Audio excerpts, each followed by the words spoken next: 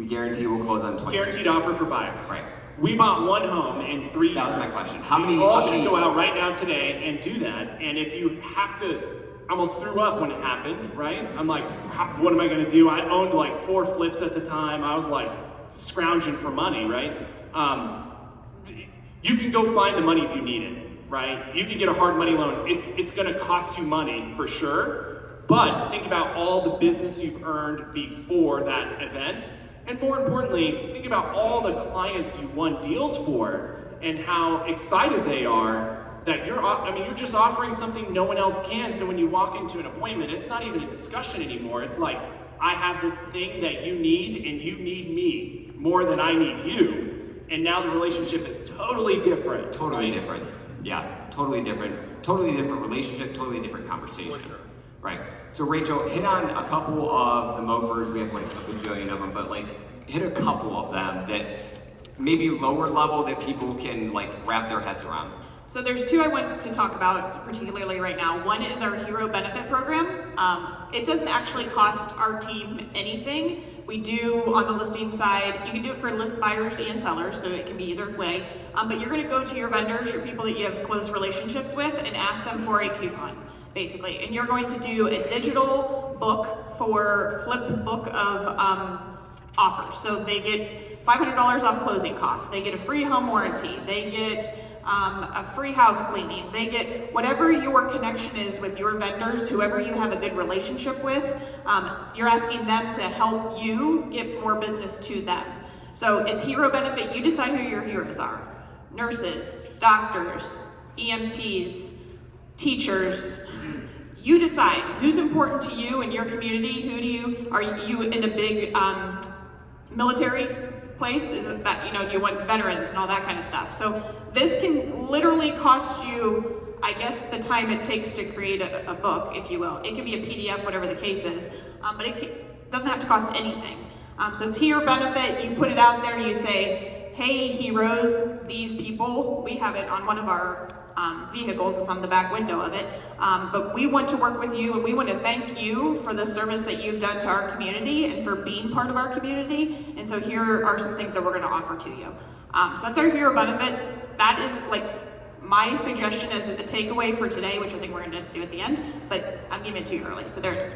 The second one we have is a love it or leave it. Not love it or list it, but a love it or leave it. Doesn't cost anything again. It just says that if a buyer, it's an agreement with, if a buyer is purchasing a property and they decide within the first, they can do 12 months or 24 months. If they decide in the first 12 months that this isn't really the house they wanted and they felt like they got pushed into it because the market was too crazy. I don't know if anybody like that has dealt with anybody like that. Yes.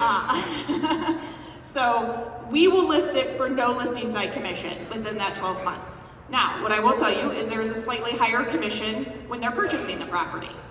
Okay? So it's not actually costing them any more, if you will. It's just coming out of the commission. If they want to be a part of that, it's a slightly higher commission. It's a required 3% per se. If they want 24 months, then it's going to be 3.5%, I believe it is. So again, doesn't really cost quote anything. It doesn't cost you anything other than the marketing of the program, and it's something that you could be offering to people right away. Keeps you out of the sea of sameness, makes you a resource for them. It gives them an opportunity. So we do that as well. So we have 300 to 400 buyer closings every year. It gets offered to people all the time. Been doing it for 15 years, so I'm not that good at math, but we've done a lot of those. I've done 3. I've had to sell 3 of them. And how many more buyers have we captured over the time by doing that, right? Just giving them that option. Can you talk about the HELP program too? I knew you were gonna ask me that. All right, so it's HELP. It's an acronym just like MOFR. So it's Home Enhancement Loan Program. So this is a little bit, I'm gonna guess a little bit, kind of like the renovation that you have, Steve. But we can use it for a number of things. We can go into a property and we'd be like, ooh, your house would sell for more, would sell faster, would maybe get multiple offers if we had new carpet. Because you family of 6 are rough on this carpet. All right, so then we are actually fronting the money. We're getting the carpet replaced, we're doing new countertops in the kitchen. Maybe it's a higher end home and we want granite instead of the Formica that they've had since, 2000. since 2000.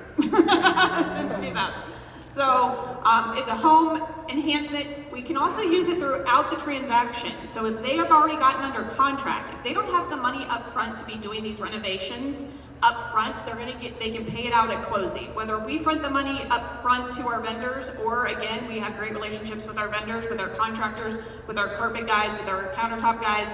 They're willing to get paid at closing because they know you're going to sell the property, right? So they're fine getting paid at closing. So we can be updating a property the way that we need to. Yes, there is potentially, again, this is a whiteboarded out. We figured it out over time that we need to put a lien on the property if they aren't going to pay it, or if they decide not to sell the house.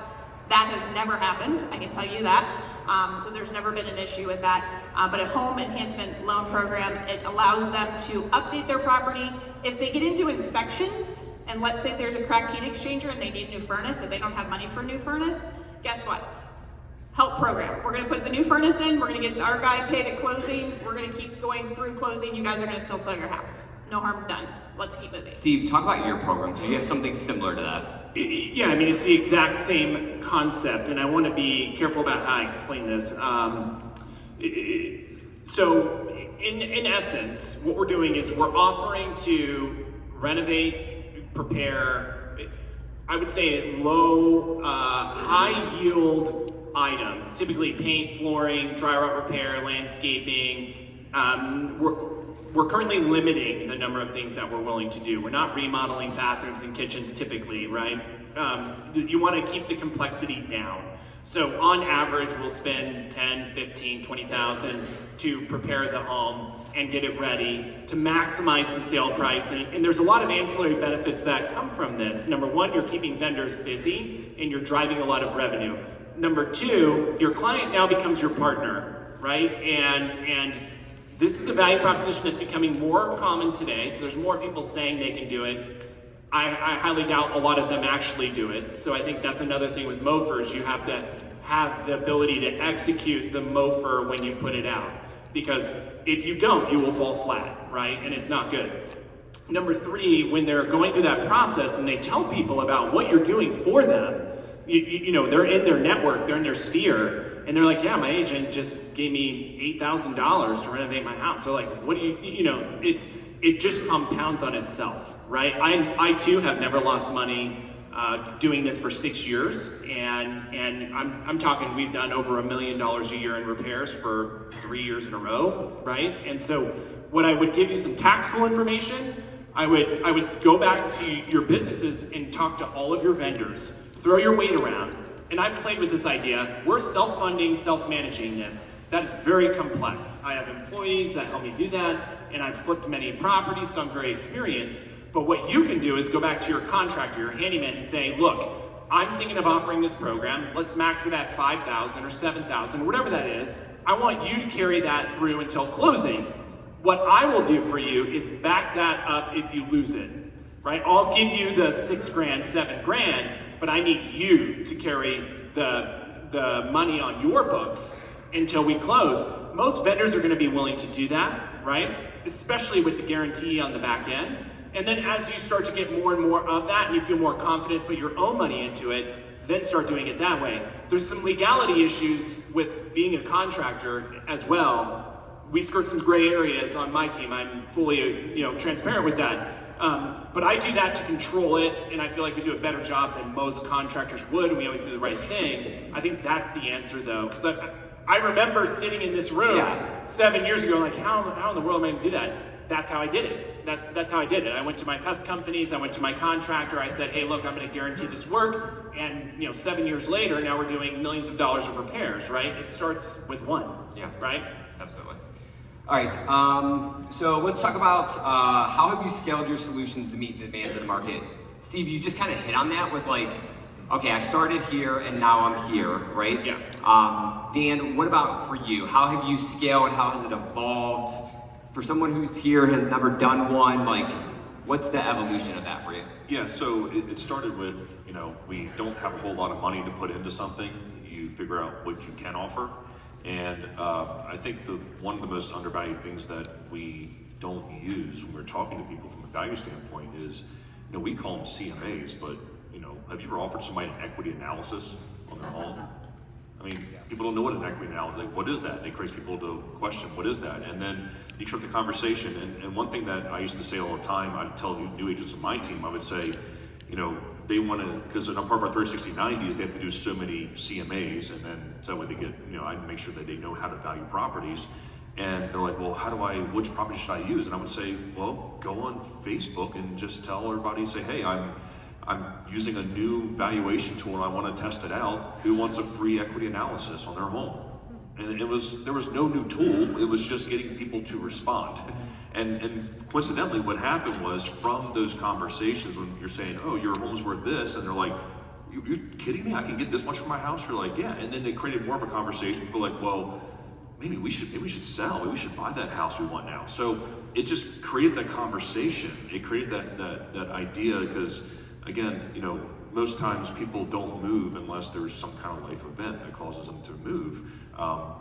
And if you offer them a solution to, you know, maybe they're not happy in the house. We don't know the conversations they're having behind their doors there. So how can you get yourself in there?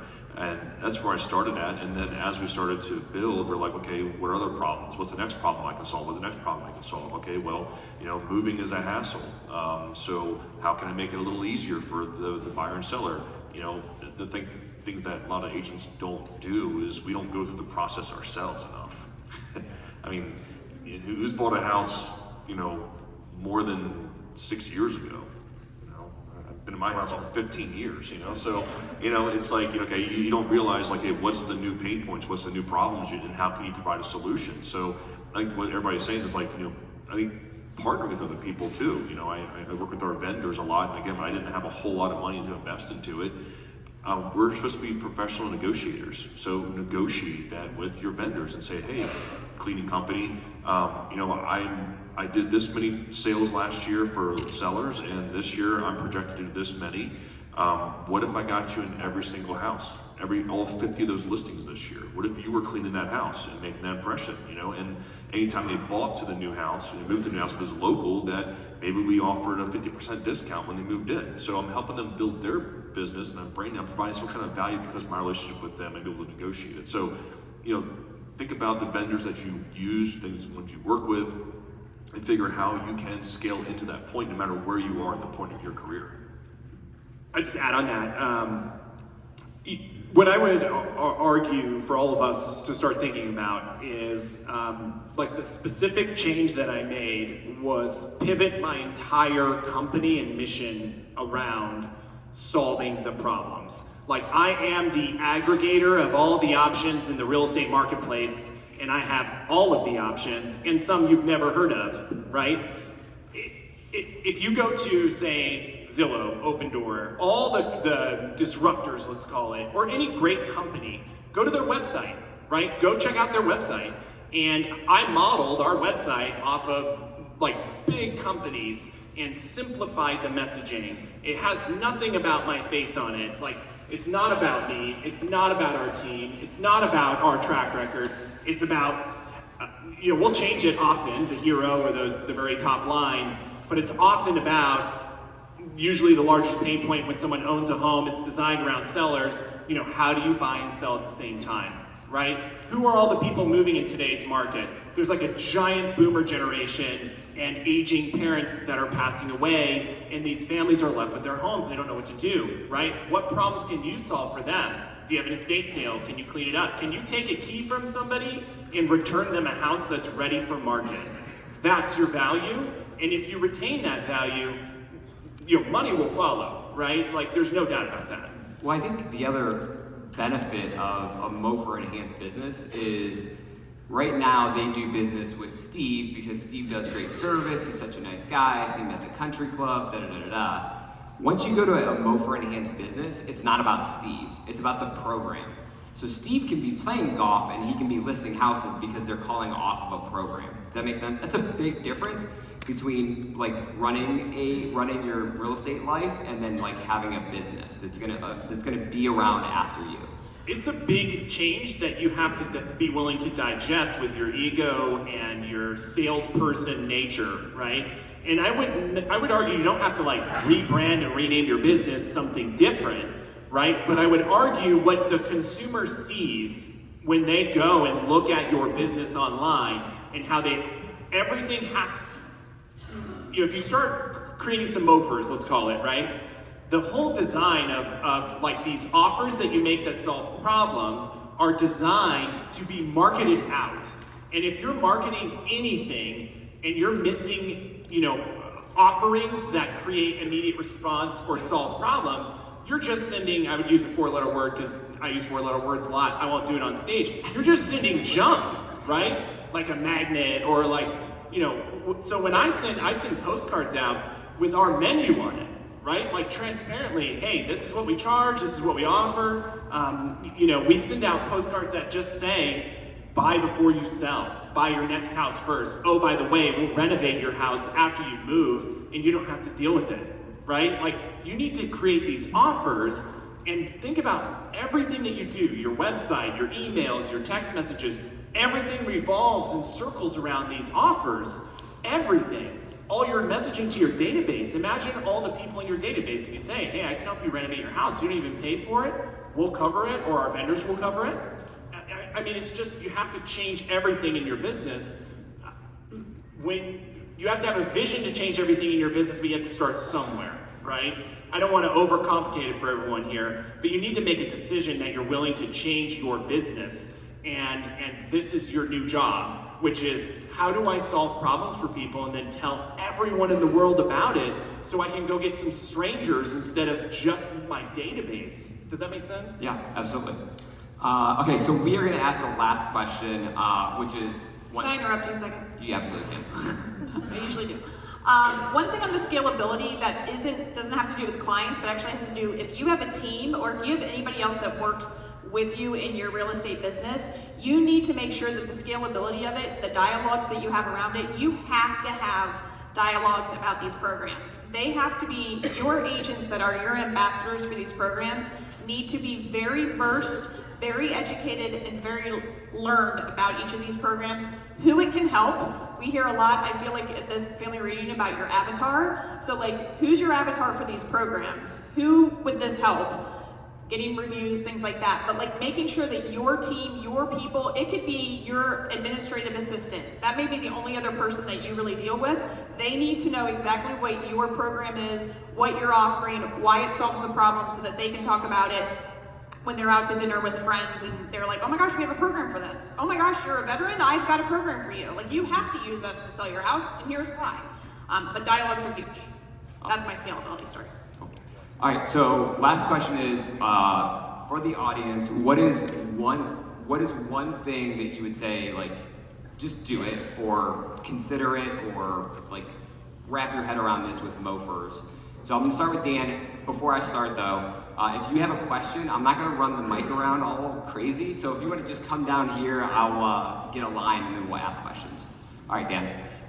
Sure, I would say the one thing to go back and look at the business you did in the last few years and all the clients you serviced, and figure out like what were some of the main issues that came up, or what were some of the problems that they faced, and then figure out, okay, is this just a one-off, or is this a common thing that's going to be happening more often, and then create a program around that. I mean, we were starting to, as we saw the market shifting, when the rates went up to 7-8% all of a sudden, like really quickly within 6 months, we were looking at that saying, okay, well, does this mean that homes are going to sit in the market longer now because buyers weren't going to come out? So we started a new program called Home Check Certified, which was basically getting our contractor in there and going through a whole house, not an inspection, but he was checking just doors, windows, make sure everything was plumbing, no problems.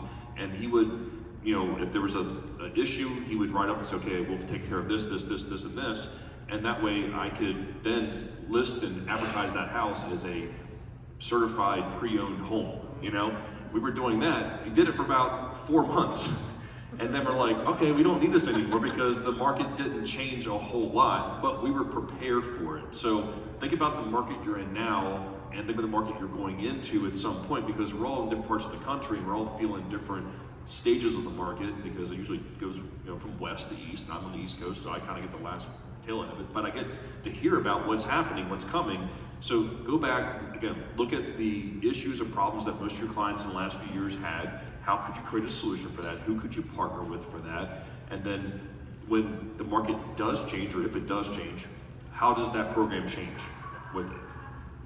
Steve? I would say execute faster than I did. I would argue go document all the things you do for buyers and sellers and then create a menu. I think with all of the litigation going on in the world, we need to put that back on the consumer, and I think you'll be amazed. And it's very simple to do. You know, find me on Facebook if you need help. I can easily do that, but you know, just create a service menu like every other business in the world, and put that in front of your clients, so now they feel empowered and in control of the cost and the experience. And it also is great at setting expectations on what to expect, right? Especially for buyers, right? You're giving them exactly what you're willing to do for the contract that you have. So I would argue creating a menu of services priority number one. Good. Rachel? Like I said before, my suggestion right now, the call to action is to create a hero benefit program. You don't have to call it that, that's what we call ours, but like, it's easy to do, it costs you no money. Like, it's a matter of you having some real conversations with your vendors. Steve's been talking about that a lot as well. You know, utilize the people that are in your world, utilize the business that you can provide, create yourself a booklet, and then you gotta start marketing the heck out of it, right? Like, people have to know that you're offering it. If you have this great program and nobody knows it's there, what good is it? You spent all this time creating it and implementing the system that isn't gonna make a bit of difference. So get it out there, let people know. All right. Funny enough, Jose, this question's for you, based on the fact that, so I don't know if you want another mic or if we want to go back and forth, but I know obviously you are an OPM3 market centers. In addition, you have your hand in expansion. Personally, I'm the director of growth for the Chris and Cole Network. We've closed over 2,600 transactions in 2023. And in addition, I'm the team leader in Scottsdale. But the question I have for you specifically is, you know, obviously having such high market share and putting out mofers pretty consistently based on the fact that obviously you guys are getting recruited every single day off of, realistically, whether you know it or not, 3 pain points, being more time, more money, or more opportunity. How are you articulating that at a high level once you already have captivated so much market share to agents who are hearing the same story from 25 million other market centers or brokerages? So the question is, how are mofers benefiting my agents? Is that correct? No, I would say in regards to growing your market centers, growing your expansion teams, with a saturated market of recruitment, how are you getting past and making mofers unique? Like, what mofers are you making right now that agents are gonna feel silly to say no to? Yeah, so I think that there's a lot of talk and not a lot of action. So like, if we just do the things that they tell us to do, like, will be great. But most of the people don't, and I think that our retention on our team has partly to do with our mofers, because if Nikki knows that she can sell 3 more houses because of our program, it doesn't matter if the split's different here because I'm getting my business. And so I think for us, we just constantly like retell our story to our agents about the value that they're getting. I don't know if that really helps. So almost what I'm hearing right now is that when you do provide mofers with growth, you're utilizing a lot of testimonials. Yes. Yeah. Okay, sweet. Yeah.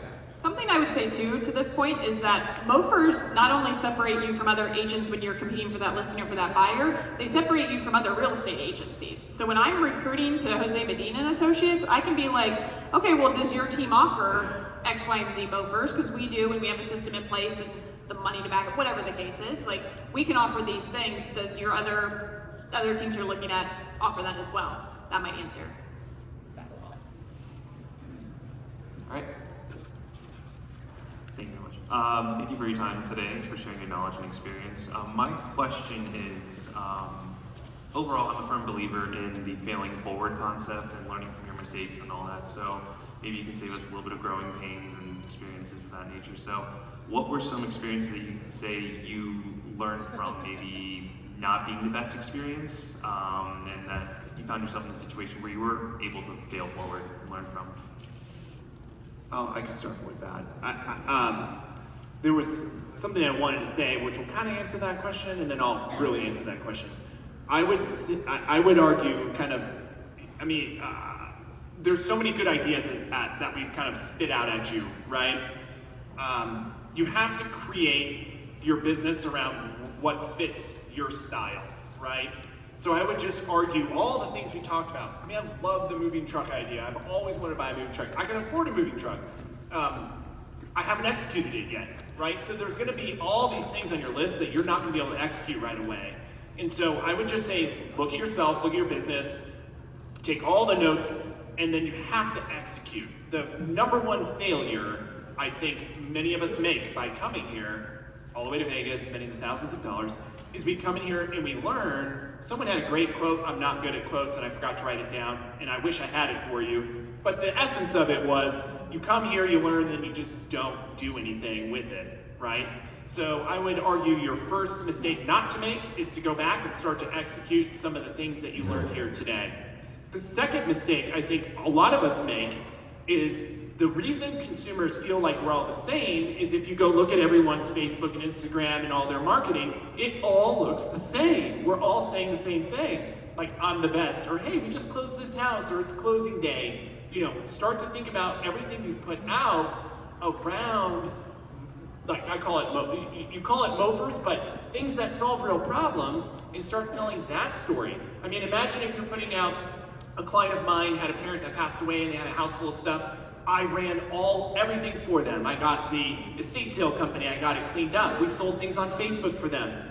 That's a storytelling that people are gonna pay attention to.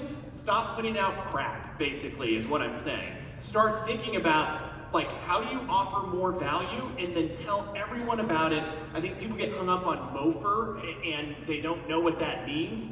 All it means is, like, tell a story with your marketing that solves a problem so people call you, right?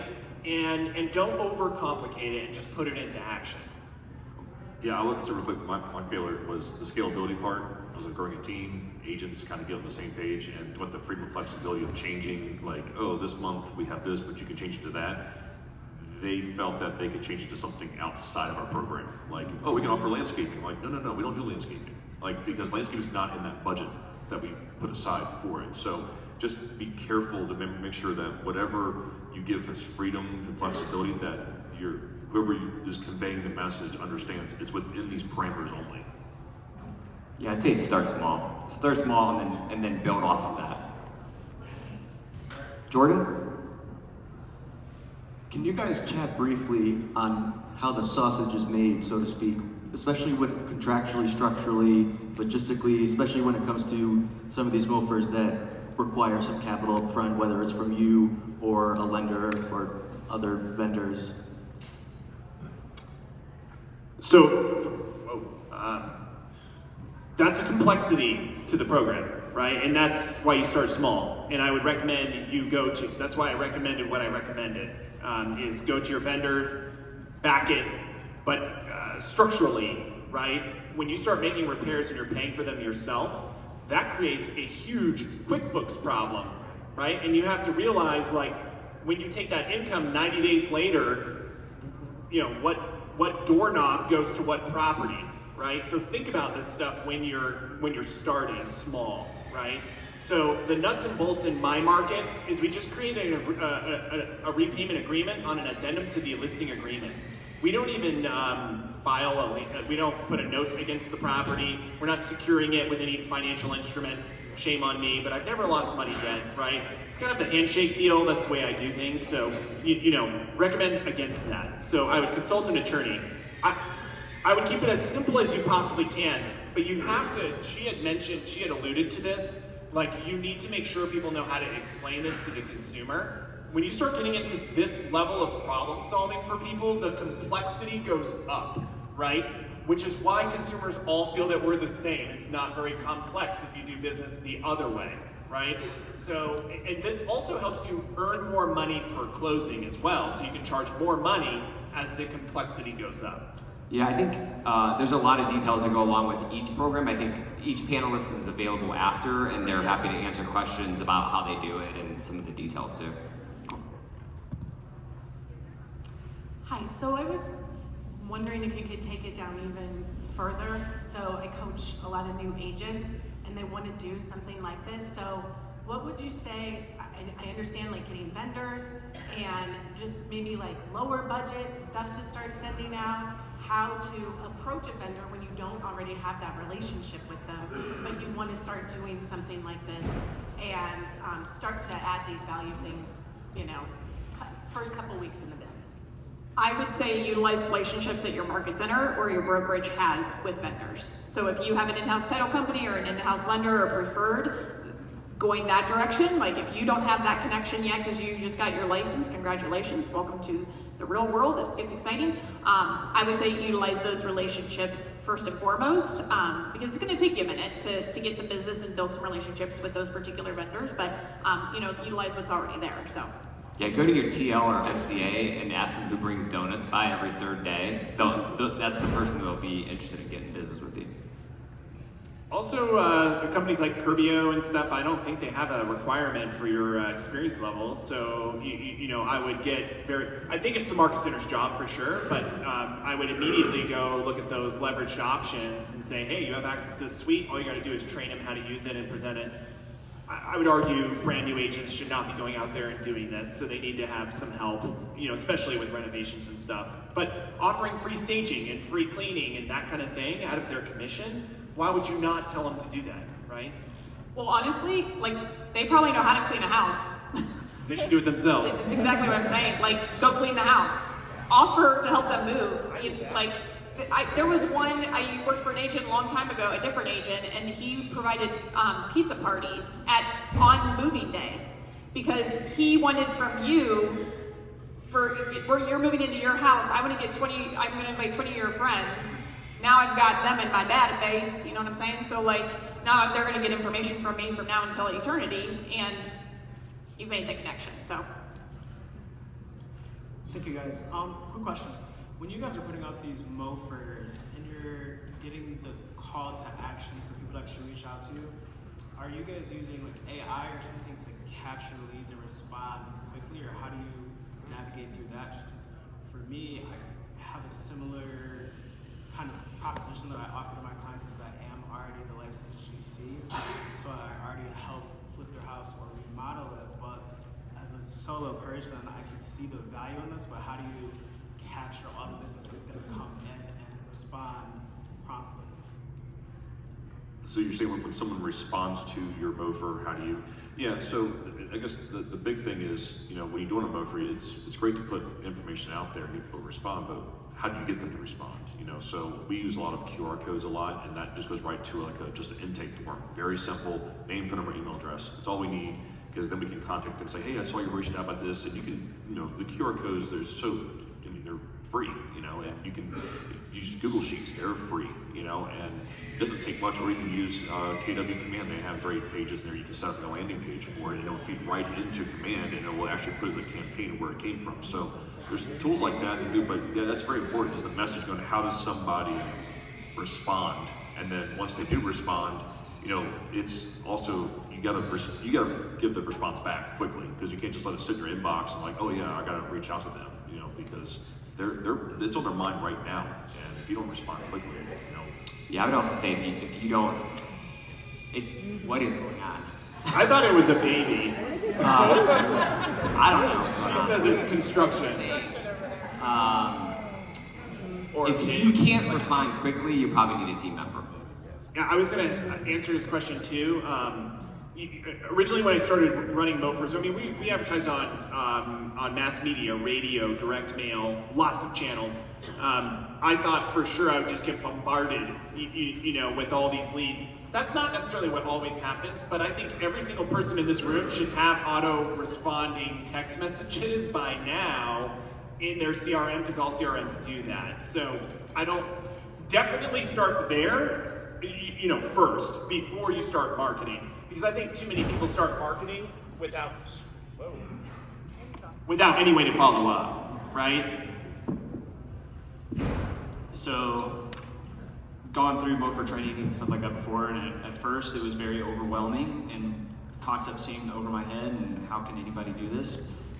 We partnered with a lot of our lenders in our local community. They have mofers, they have $0 down payments for doctors, teachers, police officers, things like that.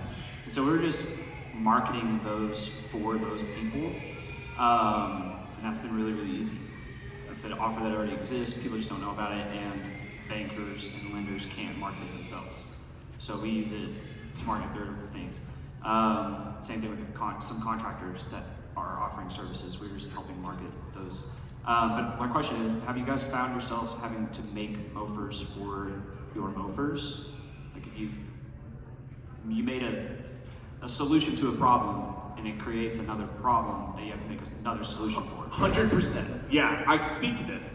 Because we've been doing this for like 6 years now, right? And we're used to walking into appointments way before other agents do, because people are calling us in advance of preparing their home for sale, because we do a lot of renovation prior to sale. Like, that's the whole concept here, is I want to get in the door 2 months before agents would get in the door. Make sense? The challenge starts to become, you don't want to become only known for that. Like, I've had a lot of people ask me, well, do you sell homes that don't need renovations, right? Or you get to a meeting and you have your menu and you're talking about buying a house first and renovating your house, and the house is perfect and the client doesn't need any of that, and you almost start to feel like, well, I don't have any value to give you, right? Like, so you have to be careful, and you start to like practice, okay, knowing you have to be really good on the pre-qual before the appointment to know what that client needs, and then tailor your message to them when you get to the appointment. It doesn't affect marketing. The marketing channels, we message different stuff all over the place, right? But because it's so integrated into our brand that we offer all these things and we do all these things for you, we don't want to alienate the folks who just want to move and list, right? And so we have to be careful that we don't become a flip company and that we don't become a lender, basically. So you don't want to alienate the normal folks. You just want to have this as an add-on for, it creates leads, right? And it's an add-on to your business, but it's not, you get what I'm saying? Like, it almost cannibalizes. I used to do a lot of flips. My concierge business has fully cannibalized my flips. I would rather help someone renovate and them keep the profit than me take it, right?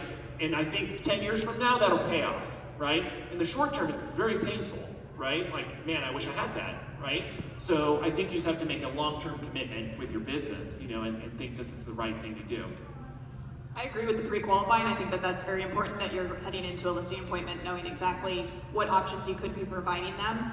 For example, we always sit down and we talk about, okay, here's a sell it now option. We can purchase the property from you, so you don't have to worry about open houses and showings and da-da-da. And also there is this option, it's called our aggressive marketing plan. It's our normal sale, right? So like, I'm gonna leave here with either a sell it now contract or a normal listing agreement with these people, but we're gonna go one of these directions. I'm just providing options to you, Mr. and Mrs. Seller, because I'm here to help you out. Cool. All right, one more question.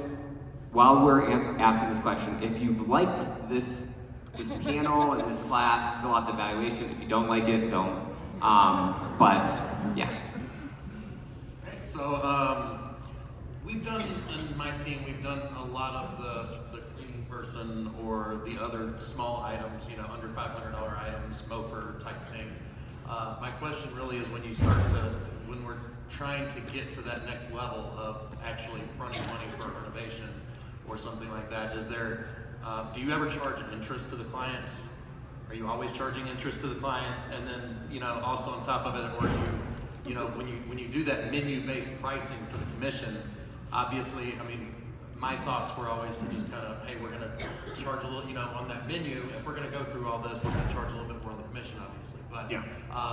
In addition to charging a little bit more on the commission for all that work that you put in, interest, and how do you formulate that? Yeah, I'll tell you the wrong way to do it, right? So I still firmly believe in this mission that I want to deliver that at no extra cost to the client. Meaning, retaining a full fee in my market is like 3.5 listing, 2.5 buyer agent, whatever the seller, wants to offer, right? But it winds up being usually a 6% fee. We don't charge any interest on the money. We don't charge an extra additional fee. And I've been doing that for 5 or 6 years. 3 years ago, I would do it at really, obviously there was a fee that I would never do it at, but I was more looking to try to build the model and the scale and the brand around just doing this so much. So I've done 400, 500 of these now, and now I have a set cost. But I come to the events like this, and I'm meeting people who are doing that for a 6% listing fee, right? Or charging interest on the money. I guess I struggle with that because our average sales price is about $850, right? So for some people, they're like, oh my God, like that's crazy. That's 4 of my houses, right? I would argue you just need to look at the economic model for you. My vision is, I believe in the future, real estate service will be cheaper to the consumer. If you're just delivering the basic, I'm gonna market your home. So I have a belief 5-10 years from now, if I'm offering this program for no extra cost, that will become the full service agent in the future. That's just my belief. I'm probably leaving lots of income on the table. And so we're gonna leave this, we're gonna learn, we're gonna leave this, we're not throw them out, but all of our professionally printed menus and print new ones with one-pagers, so we can kind of slide in and out and basically adjust our fees based on what we think that customer is willing to pay. We boxed ourselves into everyone. We can't go higher than that because that's what it says, right? We charge interest. Yeah, do it his way. So can we give a round of applause for our amazing panelists? They are going to stay around. If you have questions, feel free to come up and ask them questions. Thanks, Aston.